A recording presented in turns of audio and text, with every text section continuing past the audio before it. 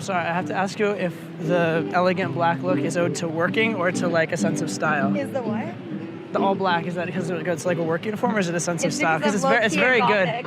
You're not gothic. Low-key, yeah. Low-key, I believe. Gothic, I don't. Like half my wardrobe is all black, so. I'm in favor of this. You got it. You can't go wrong with it.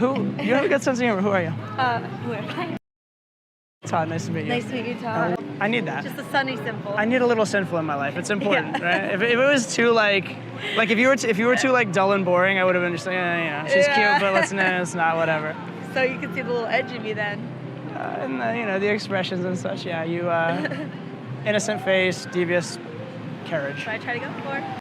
I feel like I feel like you're you trying are to get into the dirt like right now. No. Let's keep it clean for now. We can do the I agree. We can get dirty later. What is the number to start? And then I'll take the number. For sure. 530. Hey, what's up? It's Todd, and today I want to talk to you about flirting, that subtle art of attraction that almost everybody gets wrong and almost nobody can even really define. So I'm going to start off actually with the definition of flirting. Flirt, to court triflingly or act amorously without serious intentions, to play at love. Okay, that last part I really like, to play at love, or this whole thing about like no serious intentions. That's what you really want to go for. If you're too serious in flirting, it shows you're not having any fun, you're too caught up, you're too attached to the outcome, you care too much about what the girl thinks, all of which are going to be very, very low value traits. Okay, so I can teach you all the flirting formats in the world, but if you're coming at them in this serious, I must make her like me, I must do it right kind of way, you will never be good at flirting. If you learn to be playful and open and have fun and be relaxed, that's when flirting is going to work. And that's actually the primary thing of flirting, is it's not even a technique, as an attitude and a behavior pattern, okay? However, you can learn techniques to make your flirting better, and you can learn techniques to make you kind of adopt these behavior patterns. So that's what I'm going to teach you right now. I'm going to teach you 4 specific flirting techniques, exactly how to do them, and I'm going to give you exercises so you can practice them and get good at it. So we're going to do that right now.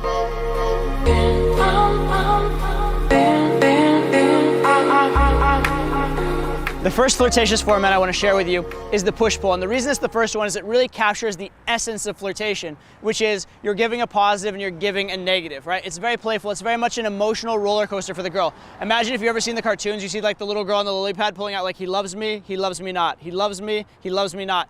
That's the feeling you're giving her. She's wondering if you like her, and that makes things more fun and more exciting and more interesting for her, okay? So that's the push-pull. You're gonna give a positive statement and then a negative statement, or alternatively, a negative statement followed by a positive statement. So some examples of this might be stuff like, oh, I thought I loved you until you did that.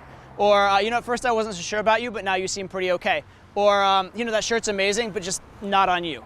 Okay, so these are examples, right? It's a negative and a positive and negative. It's that emotional roller coaster. It was good. It was very nice. Yeah. I'm intrigued at this point now.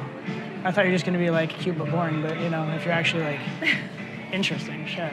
I wasn't prepared for that. You are far cooler than I expected you to be. Legitimately, like I don't know. I have low expectations for people, So here's an exercise you can do to learn push-pull. And with this exercise, like pretty much every exercise I'm going to teach you in this video, a key point I want to make is do not think ahead, okay? If you're trying to plan out a full positive and negative emotional sequence before you say it, that's A, it's going to be hard, B, it's not going to be spontaneous or clever or fun or funny, but C, it's not going to be very useful to you in the real world. When you're dealing with a real girl, you don't have time to think ahead and plan out 2 sentences in advance. What you want to do is be so in tune and develop the habit of making positive emotional spikes whenever you want, making negative emotional spikes whenever you want, so that it's second nature and it just comes to you in the moment. So with that said, here's the exercise. I want you to grab a partner, or if you don't have a partner, grab YouTube or a TV and put someone on screen and just go with that person on screen as your person for your impression. You're gonna look at your partner or the YouTube or TV screen, and you're gonna say the first thing that comes to mind, okay? Don't edit it, don't censor it, don't try and be clever, just say the first thing that comes to mind. If the thing you say is positive, you're then going to immediately follow it with a negative. If the thing you said was negative, you're gonna immediately follow it with a positive. If the thing you said was neutral, you can follow it with either a positive or a negative, but make sure it's a clearly positive or clearly negative. So I'll give you some examples. So if you look at the person, you're like, oh my God, what is up with that shirt? You're rocking it, bro, I love it, right? Or you can be like, wow, that is the funniest look. And by funny, I mean fucking amazing, right? Or if it's more positive, it'd be like, you know what? I love the vibe you're giving off. Makes me wonder why you can't do that every day. right? So it's negative, positive, positive, negative. If it's neutral, be like, your shirt is red. I fucking love red. Okay, so that would be neutral, positive. So what you want to do is get so good at making these kind of positive and negative emotional spikes in the moment that you could do it on command anytime. You'll know you're good at this when you could go positive, negative, positive, negative, positive, negative about someone indefinitely. So it might be like, you know what, that shirt, it's really good, but it's not working on you. But I love the fact that you're trying, you know, putting in effort. It shows that you're like marginally cool. You're in that okay category. But you know, everybody starts somewhere. I started from a very low place, and one day you might just catch up to where I'm at. But the fact of the matter is, I love you because I love your attitude. Right, so that's negative, positive, negative, positive. There's all kinds of positive and negatives there. You're just getting that format over and over again. That's the push-pull. Master it, and you're gonna be able to give a girl a positive or negative emotional spike whenever you want to. The next format I wanna talk to you about is the mini cold read. Now, the mini cold read is, it's using exaggeration as humor, okay? This one and then the next one we're gonna talk about, they're all about exaggeration as humor. So what you're gonna do here is you're gonna take whatever thing you've observed or whatever thing you're noticing in the world, and you're gonna sort of like twist it and make more out of it. So for example, let's say that a girl like gives you a look that looks kind of tough. You'd be like, wow, you're so tough. I might hire you as my bodyguard, right? So it's something silly that you're not actually gonna do, but it just makes things more fun and more playful, all right? And the key thing is it has to be an exaggeration. It has to be more fun and more playful. It shouldn't be like, you're very serious, you should be a lawyer. That's not fun or playful. That's just like a statement of fact. But if it's like, you're very serious, you should be a referee in the UFC because you just give them one look and even like the trained fighters would back down. When you have that exaggeration, when it's a little bit out there, a little bit crazy, that's when it's funny and it's interesting, okay? So the key thing here is the exaggeration. And the easiest format for a mini cold read is, you're so X, it's just like Y. You're so cute, you're like my little sister. Or you're so formal, you're like a little penguin waddling around. Okay, you're so X, it's just like Y. Pardon me, you two look like the most pint-sized troublemakers that I've maybe ever seen. Are you? Well, that's, you know, just adding to the trouble, so it's okay. You have a very, engaging look about you, actually. Is that bad? No, it's good. The opposite would be a very boring look, so, you know. No, it's good. It's very much like I can't take my eyes off your eyes when you look at me like that. It's like I'm waiting to see what's gonna happen next. So an exercise that you can do for the mini cold read is similar to with the push-pull. What you're gonna do is look at someone, whether it be a partner, YouTube, TV, something like that, and say again the first kind of observation that comes to mind. In this case, you want it ideally to be something about their character, although you can go with their fashion or whatever. But now instead of focusing on whether it's positive or negative and adjusting accordingly, what you're gonna do is you're gonna focus on the nature or what's unusual about that thing, and then you're gonna kind of like put a little twist on it, okay? So if someone's really serious, you say like, what else is serious? Well, an undertaker could be serious, right? Or like someone who works at a morgue.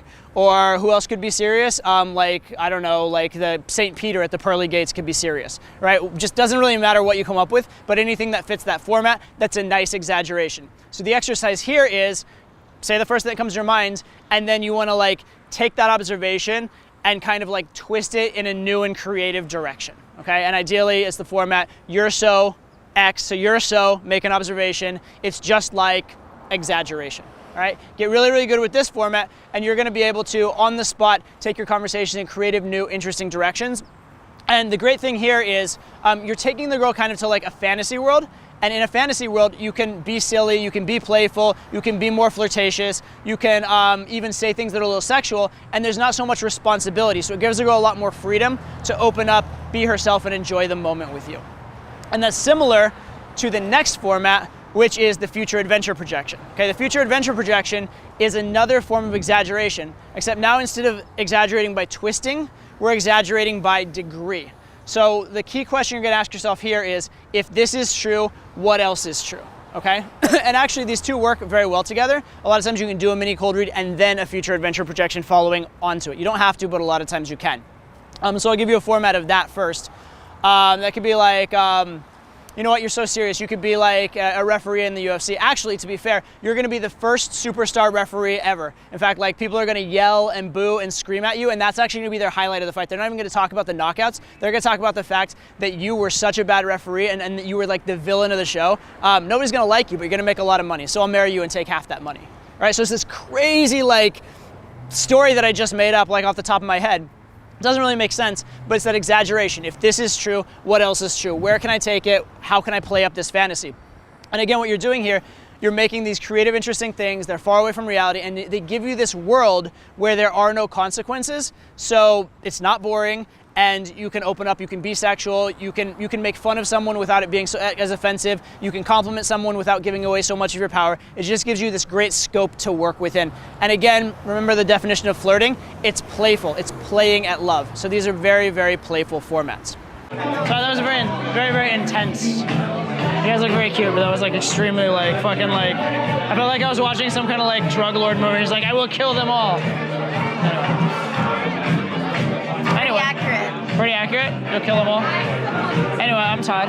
Hopefully I'll survive the next 5 seconds or so, you know, without like a knife in my throat. No, you're fine. Who are you guys? The exercise that you can do for the future adventure projection, similar to the other ones, is have a partner, have YouTube, have a TV, and again, say the first thing that comes to your mind. If you want, you can start with a full mini cold read as your seed, or you can just make an observation. Be like, that shirt is so red, right? If the shirt is so red, what else could be true? Maybe they're like, their whole life is red. Maybe their house is red. Maybe they like live in Redsville. Who knows, right? It could be anything. It doesn't even have to make that much sense. But you say, if this is true, what else is true? Where can I take this thing? How can I play with this idea? Okay? Okay, finally, the last format that I want to teach you is one of the most powerful ones, and it's a little bit less playful than the others, but it's very, very strong, all right? And the reason it's less playful is because the first 3 formats are ambiguous. This last format is a lot more negative in nature. It's a lot more of a push away. It's called a disqualifier. And what you're essentially doing here is that you're actually saying the reason why you and the girl wouldn't work or wouldn't get along. Like, I don't know, you're way too intellectual for me. Or, damn, you live too far away, this would never work. Or, you know, I thought I liked you, but like we have too much in common, we'd fight. Right? These are disqualifiers. Or, you know what, I'd love to hang out with you, but I only have 10 minutes. All these kind of things, what they do is, again, they give a girl this emotional roller coaster, but it's specifically a negative one. It's specifically for girls that are a little too validated, a little too full of themselves, a little too happy. They're getting a little too comfortable in the interaction. Maybe you've been talking too much about like, you know, small talk topics, and they're a little too sure they have you. What you're gonna do is you're gonna push the girl away, and now she's gonna wonder, can I have him or not? Okay? And the reason why this is so powerful is that most girls are not used to this, and you have to understand, when you push a girl away, you think you're being mean to her, but you're not. What you're actually doing is you're giving her a better experience, okay? Women view an interaction a little like a movie.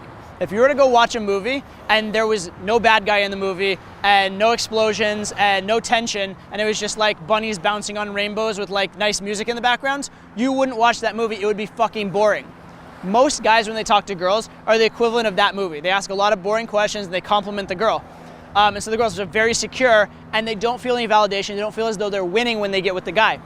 But if you push the girl away and make it a little hard sometimes, give her an obstacle to overcome, same as in the movie, there's a plot and an obstacle. When they overcome that obstacle, they feel like they won you, they feel like they earned you, and they're gonna value you more. And that actually makes the experience of the interaction and the experience of like sex with you much, much, much better than it would otherwise, okay? So the disqualifier basically is you're going to playfully push the girl away. Now you don't wanna be like, you are a shitty person and I don't wanna talk to you. That's not a disqualifier, that's an insult, right? The disqualifier should kind of imply there is a chance or there was a chance, but you kind of messed up, right? Or say, maybe a girl says something dumb, you're like, wow, I'm gonna pretend you didn't say that because I was really enjoying liking you, right? Something like that. So it has the implied positive of the past or the implied positive that could be a chance, but the thing you're expressly saying is the negative. And then you were dream. I'm Todd. Todd. Todd, Todd, yes. Yes. You are adorable. Thank you very much. It is a pleasure to meet you. Were you just working out? I love these things, by the way. And this is the epitome of like, I'm kind of cool, but I didn't try hard. Actually, that's what this means right there. Yeah, that's true. Yeah? I didn't try hard. I just bought it. That's all. Is it weird that? I didn't sew it, so I didn't try that hard. I didn't sew it. If you sewed it, I would not be friends with you. Oh, really? Seriously, legit. Why like. not? So quick story. My friends are waiting for you. Yeah, no? we're gonna grab dinner in a second, but Okay. you're more interesting for the moment. So. Thank you for the moment. If you bore me, then I'll go with them. You can practice disqualifiers the same way you could practice these other formats. Again, getting a partner, YouTube, TV. You can even use a magazine, I guess. But you're gonna look and give your first negative reason why not. So for example, you could look at picture in a magazine and be like, wow, you'll never get into my pants wearing that shirt. Or be like, you know, you're just too serious. This is never gonna work out. Or be like, oh, you play soccer? Yeah, I play soccer too. Like, I need someone who I have more space with. This isn't gonna work out. So you come up with any kind of negative reason why it could be a push away. But again, it's a little bit flirtatious in the fact that you're implying that there could have been a chance, or there was a chance, or there might be a chance if they change this thing. It's not a complete insult. It's not a complete push away. And it's certainly not, it's not a negative about them inherently. It's a negative about the possibility of a relationship with them. So it's not you're a shitty person. It's just we might not have a good relationship. That's a very important distinction to make. And this one's a little less playful than the other ones, but it still has a little playful. And the fact that it is a harsh push away means that it will get a pretty big reaction, okay? So those are 4 formats you can use. Practice them, master them. When these become second nature to you, and more importantly, when the vibe of exaggerating, playing with ideas, being willing to like be a little offensive, being willing to give a compliment, being willing to give a takeaway, when you learn that, you're gonna have much better interactions with women that are gonna be emotionally charged, non-boring, and the girl's gonna feel like you're a prize and you have to be won over. All right, so this is gonna be doing so much for your game. Practice these formats, and more importantly, practice the attitude of being flirtatious and try and enjoy your time with girls. If you're talking to girls and you're too like, I have to do the right thing, I have to make her like me, you're doing it wrong. You need to be playing. Remember, flirtation is playing at love.